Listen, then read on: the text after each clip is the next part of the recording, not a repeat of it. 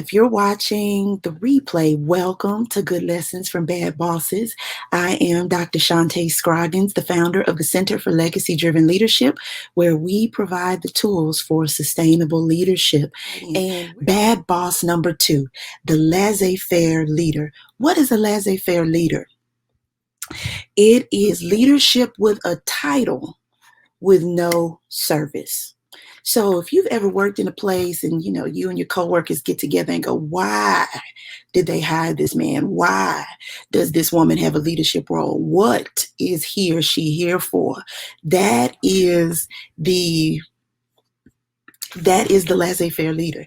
Some research calls laissez-faire leadership zero leadership, in that the leader is doing nothing, not serving the people, not serving the mission, really just a bit of a trophy head, just there to hold space and not really doing that well. That's the laissez-faire leader. But another way that laissez-faire leadership is described is counterproductive leadership, which is likely a little more accurate. We don't just want to come right out and say, zero leadership.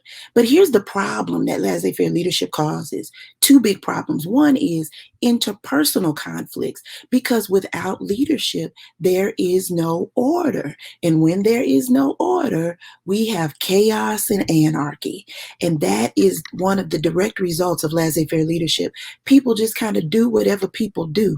They show up when they show up. They may contribute 100% to their job. They may not. Another direct result of laissez-faire leadership, or counterproductive leadership, is role stress. And what that means is, especially for people with a high bar of ethics, is that you have a problem when the ball drops. But under laissez-faire leadership, the ball drops. And so role stress means people who aren't in management, people who aren't in supervisory roles, who aren't getting paid at leadership or supervisory levels, are now stepping up, making this laissez-faire leader look good, but more importantly, making sure that the entire team holds their weight, that the entire team does their job. The laissez-faire leader removes themselves from the responsibility of leadership. But the good news is there are lessons to be learned when you work under a laissez-faire leader.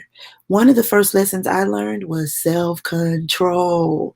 Because if you are a person with a high standard, a high bar of ethics, and you show up to your job to do your part, then it bothers you when your leader doesn't lead. And so you struggle with, okay, I'm not getting paid for this, but should I take up this extra responsibility so that the team doesn't suffer?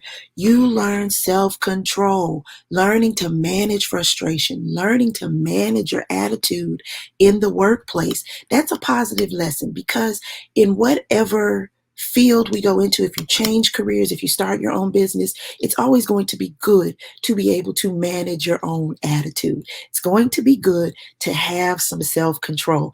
Everybody can't fly off the handle. Everybody can't just go off. And then you learn with a laissez-faire leader that your frustration is moot.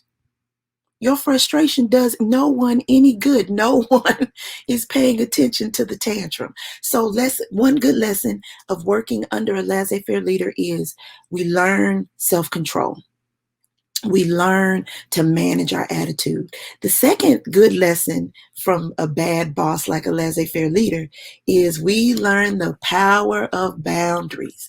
We learn the power of the chain of command. Now, that becomes important in your workplace, because you have to learn the pecking order. You have to learn the hierarchy. Who's in the food chain?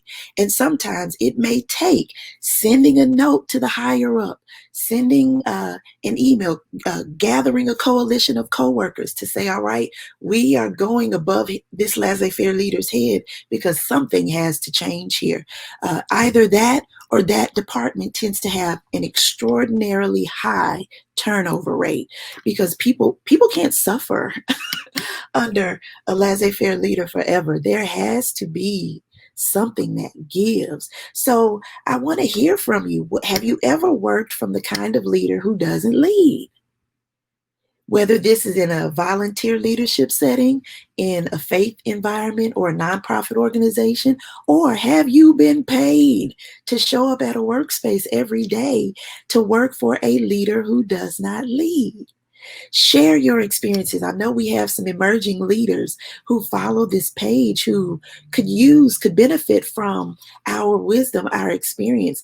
First good lesson, self-control, learning to manage your face. If your face tells the story, then learning to manage your face, learning to have some self-control definitely works for you. Also, managing your attitude. Can't go around your workplace just mumbling because your leader isn't a leader. You have to figure out how to succeed. When I was in graduate school, when I was in doctoral study, one of the things I learned was how to make this situation serve my mission.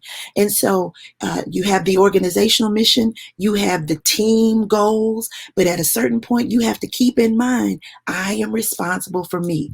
I am responsible for my reaction. So I have to figure out how I can make this experience work for me. How is it going to serve my mission? How am I going to still be a worthwhile contributor to the team under a leader who does not lead? And then that second good lesson is boundaries, knowing that sometimes you got to let the ball drop. Sometimes especially for those, I keep emphasizing this because it's important, people who have a high bar of personal ethics may take on too much. People with a high bar of personal ethics may decide, okay, I'm just going to do it.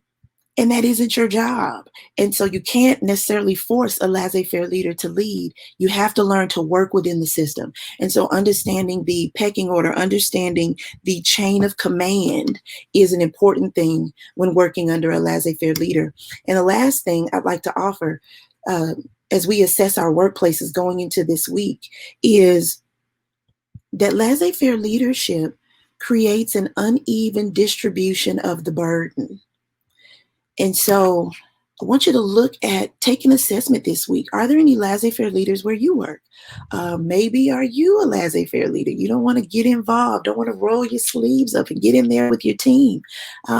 Maybe we can make some good choices this week about our leadership, about how we serve those that we lead, how we serve our companies, how we serve our organizations. So that is your good lesson for bad bosses this week. If you are aware of, have ever worked under, know somebody who's worked under a laissez-faire leader, share this with them, because the good lesson is managing your attitude, is demonstrating self-control. The good lesson is understanding your personal boundaries in the workplace and understanding the power of the chain of command. So get in those comments, share some of your experiences. Let's encourage each other. Let's help some of these emerging leaders so that they can establish themselves in their profession, in their careers early on, and let's get some good wisdom out there. All right. Have a fantastic week, leaders. And remember,